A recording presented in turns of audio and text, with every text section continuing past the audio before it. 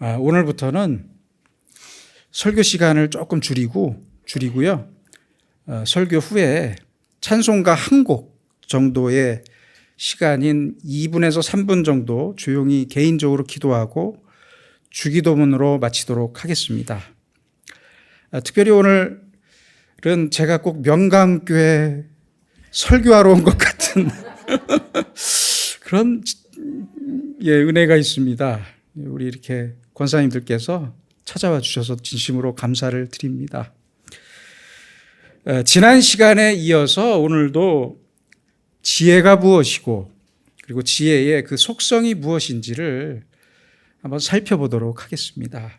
오늘 본문의 말씀은 지혜의 속성을 어찌 보면 가장 형이상학적으로 설명하고 있고요. 그 지혜의 본질을 아주 잘 말씀해 주는 아주 귀한 내용입니다. 우리가 아는 바대로 지혜는 눈에 보이는 것이 아닙니다. 눈에 보이질 않아요. 그러나 오늘 본문에서는 이 지혜를 신적인 인격자로 그렇게 말씀하고 있습니다. 대단히 인격적인 존재로 말씀합니다. 지혜는 본래부터 창조의 저 시작 때부터 선제적으로 창조 이전에 이미 존재하셨다고 그렇게 말씀하고 있습니다. 그래서 지혜는 그래서 근본적인 것이고요. 지혜가 가장 먼저입니다. 하나님의 지혜가 이미 세상 전부터 창조 전부터 먼저 있었고 그 지혜가 형상화되고 사건화되고 현실화되어서 이 세상의 천지가 창조되었고 오늘의 우리가 있는 것입니다. 이 사실을 잊으시면 안 됩니다. 그래서 그 지혜에 가까이 살지 않으면 누구도 살아남을 수 없고요. 지혜를 우리가 등지게 되면 결국 오늘 말씀처럼 사망, 즉 죽음으로 치닫게 되는 것입니다. 그러므로 지혜를 사랑하라. 아주 간절히 말씀하고 있습니다. 지혜를 사랑하라. 그러면 지혜가 너를 사랑할 것이다. 그러한 말씀입니다. 또한 이것을 여러 가지 측면에서도 생각해 볼 수가 있습니다. 예전에 제가 아주 제가 좋아했던 카피라이터가 계신데요. 지금도 30년 넘게 카피라이터로 생활하시는 분으로 제가 알고 있는데 정철이라는 분이 있습니다. 정철. 보면은 이름에 정자가 들어가면 사람이 좋더라고요.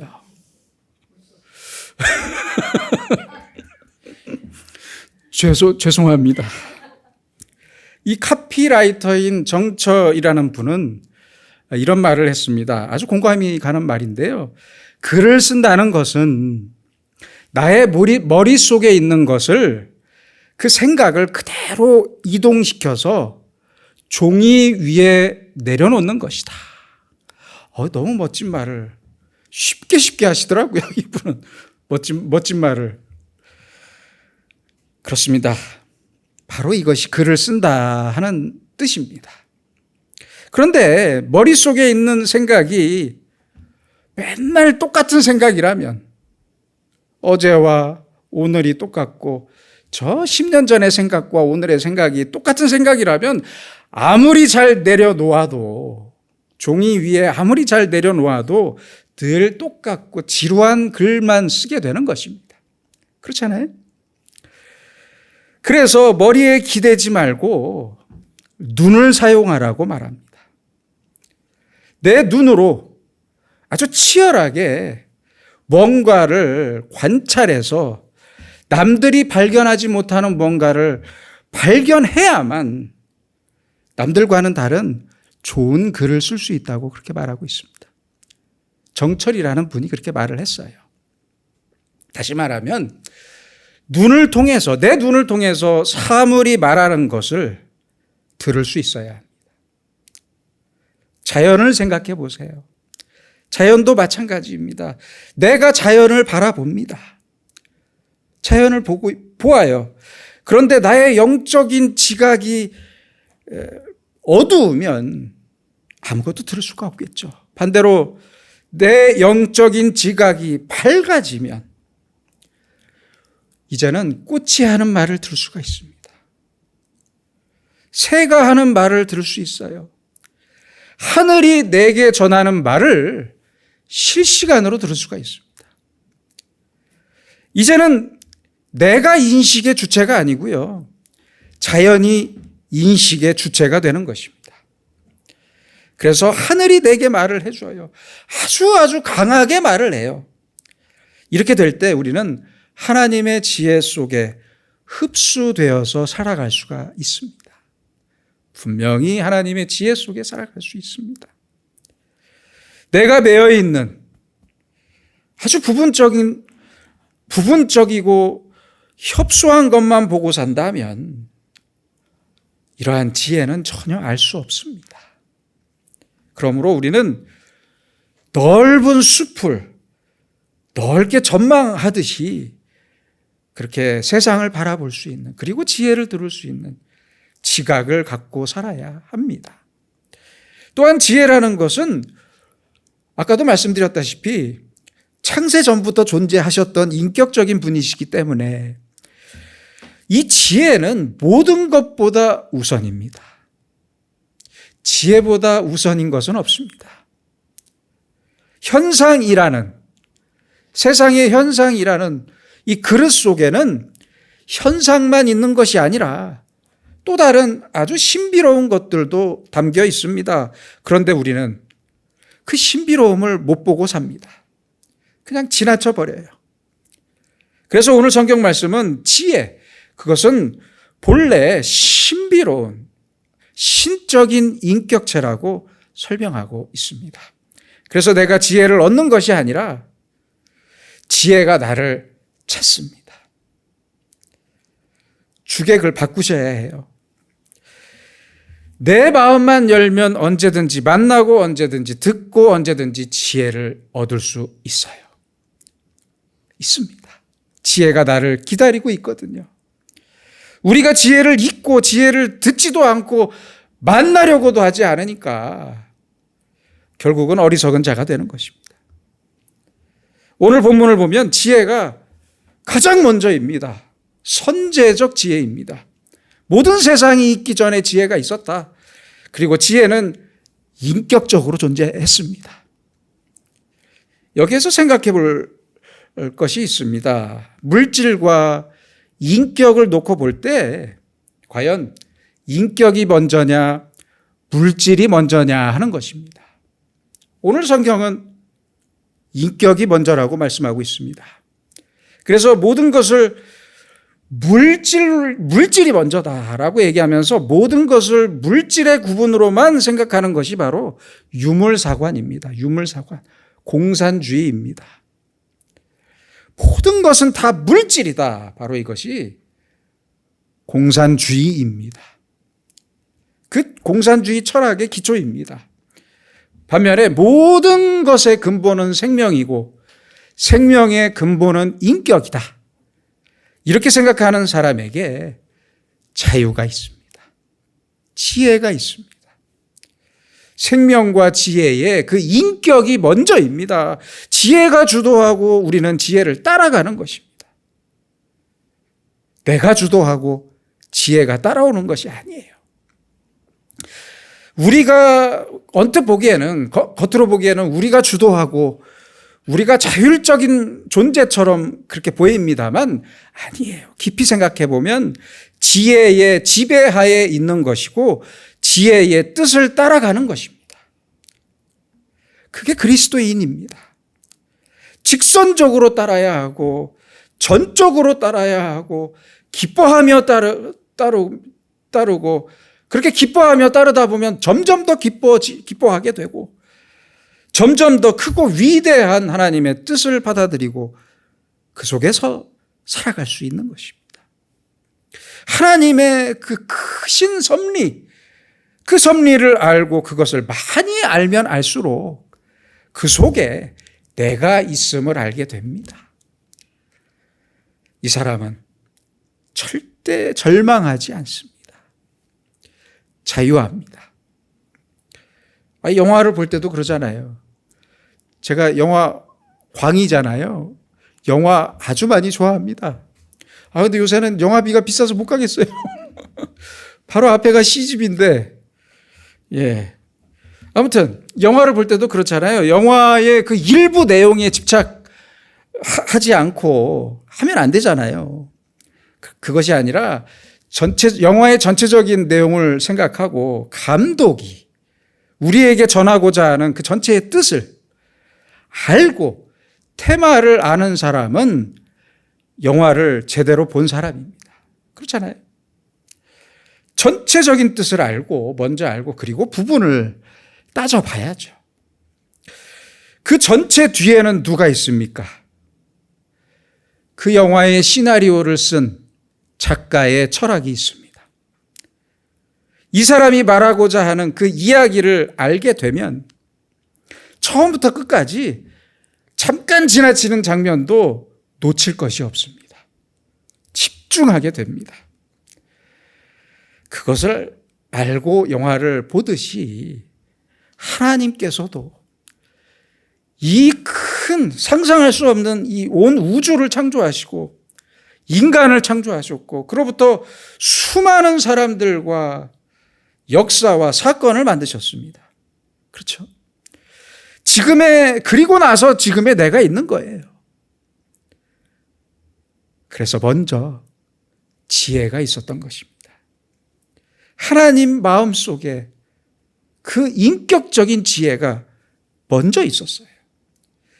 그 지혜가 사실로 나타나서 우리가 창조된 것입니다.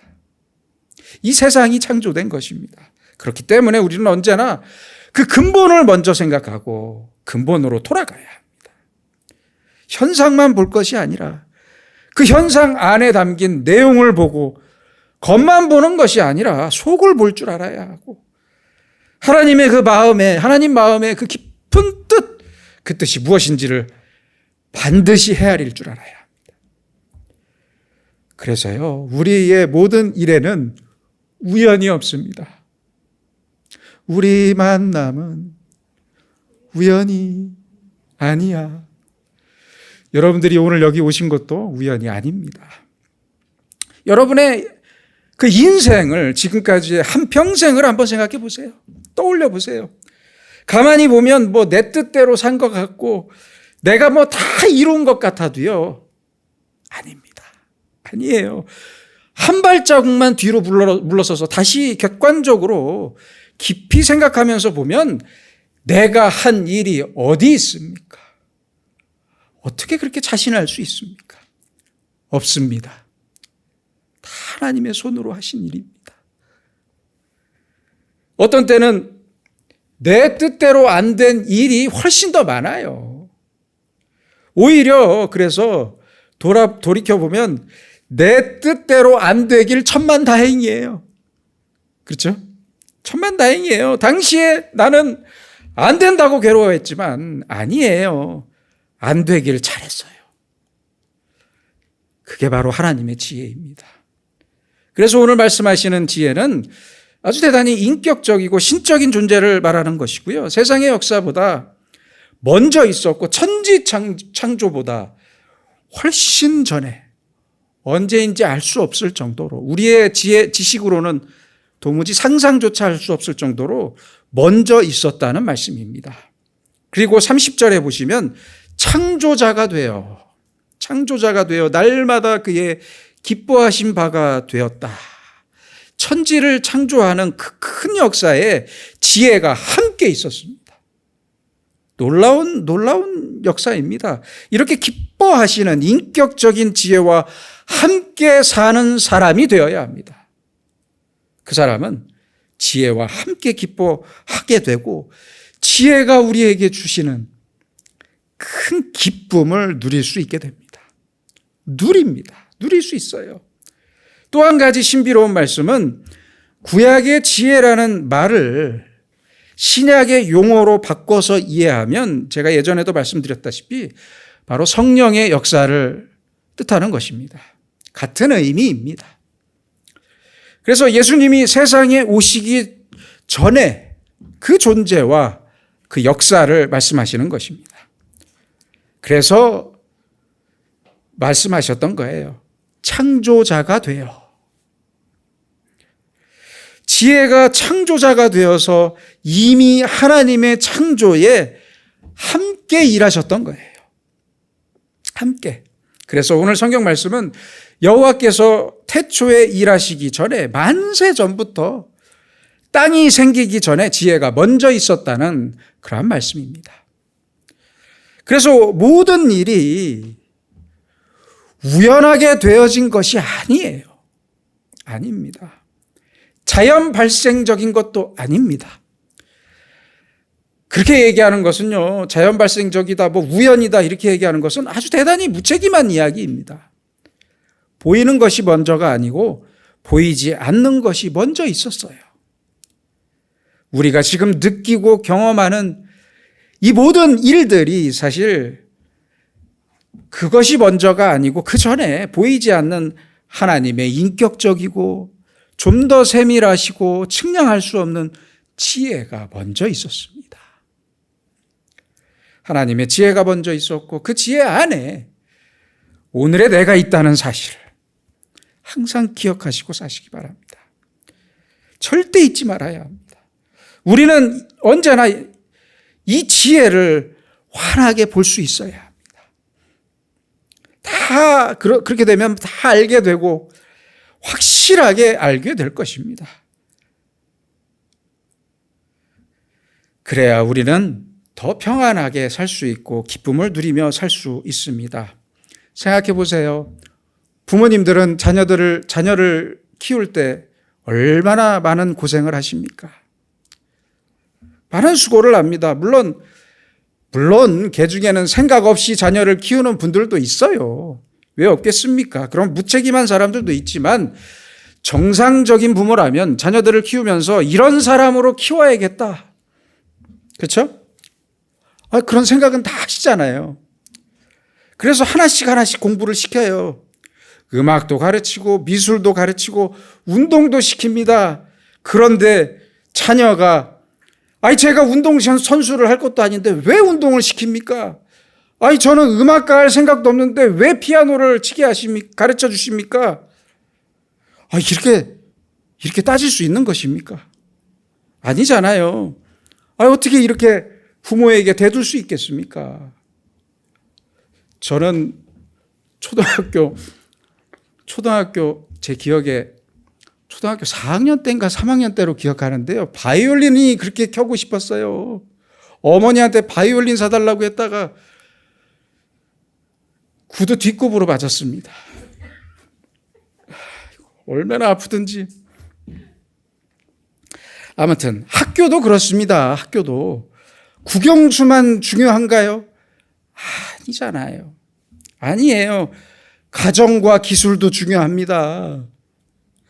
제 아내가 가정 선생님이라서 그런 말씀을 드리는 건 아니에요.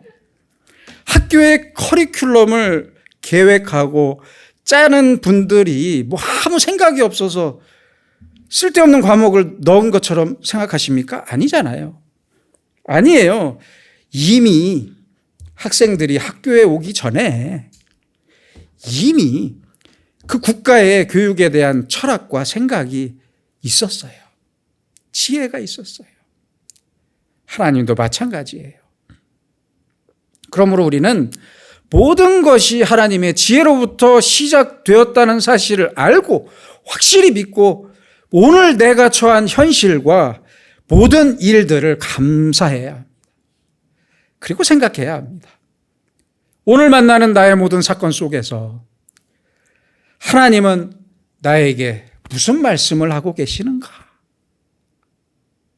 하나님의 지혜가 지금 나에게 무엇이라고 말씀하시는가? 이것을 생각하셔야 합니다. 이것을 생각할 줄 알고 그 지혜의 깊은 뜻을 깨닫게 되면 아이고 이제부터는 문제가 없습니다. 문제가 없어요. 그걸 잊지 말아야 합니다. 하나님의 인격적인 지혜 속에서만 오늘의 내가 존재하는 것이고 나의 일들이 차곡차곡 진행되어진다는 사실을 꼭 잊지 마시기 바랍니다. 하나님의 지혜와 하나님의 뜻이 먼저 있어서 우리에게 이런저런 일들이 발생하는 것입니다. 천지가 창조되기 전에 지혜가 있었다. 그러면 내가 이 사건을 만나기 전에도 저 사건을 만나기 전에도 하나님의 지혜가 날 위한 하나님의 지혜가 먼저 있었음을 깨달아야 합니다. 믿어야 합니다. 하나님의 지혜 속에 지금의 내가 있습니다. 이걸 믿고 살아야 한다는 말씀입니다. 너무너무 귀한 말씀이에요. 그러므로 지혜를 사랑하라. 지혜를 얻으라. 그것을 버리지 마라. 문설주 옆에서 지혜를 기다리는 자는 복이 있다.